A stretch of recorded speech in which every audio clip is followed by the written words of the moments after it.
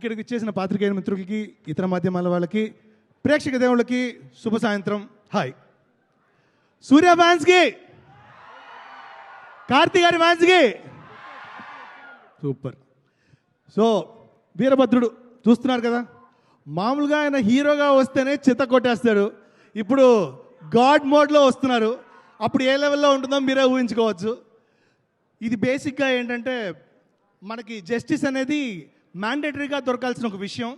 అలాంటి జస్టిస్ అనేది మిరాకిల్ అయిపోయింది. సో ఆ మిరాకిల్ చూడాలి అంటే దేవుడే దిగి రావాలన్నట్టు ఉంది. సో ఆ దిగి వచ్చిన దేవుడే మన వీరభద్రుడు.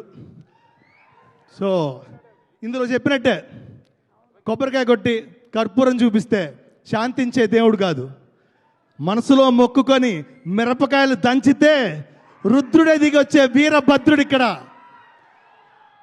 సో ఈ సినిమాలో పాటలు రాసింది రామ్ జోగే శాస్త్రి గారు, ఇప్పుడే వచ్చేశారు.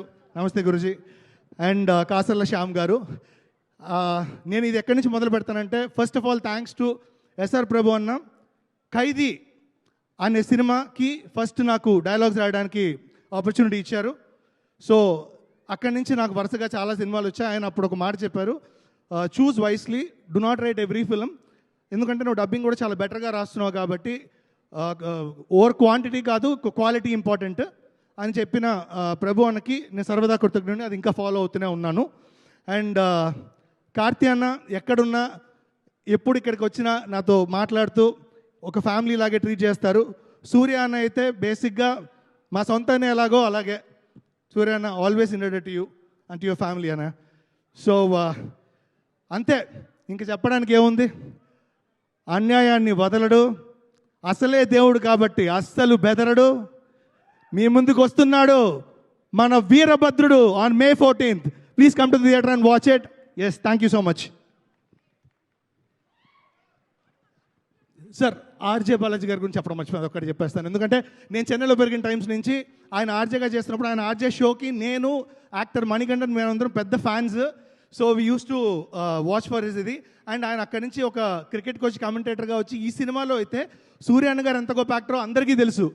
ఒక గ్రేటెస్ట్ యాక్టర్ని, ఇంకో యాక్టర్ని చూడబోతున్నారు on screen. That is RJ Balaji గారు in a negative shade. So this is human versus god. Watch it in theatres on May 14. వీరభద్రుడు.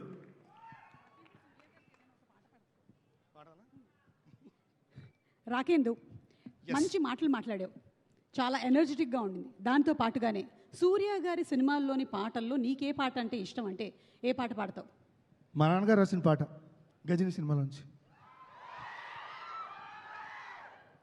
హృదయం ఎక్కడున్నది, హృదయం ఎక్కడున్నది, నీ చుట్టూనే తిరుగుతున్నది, అందమైన అబద్ధం ఆడుకున్న వయసే నాలో విరహం పెంచుతున్నది, చూపులకే వెతిక చూపుల్లోనే బతిక, కళ్ళు తెరిచి స్వప్నమే కన్నా, తొలిసారి కళ్ళు తెరిచి స్వప్నమే కన్నా.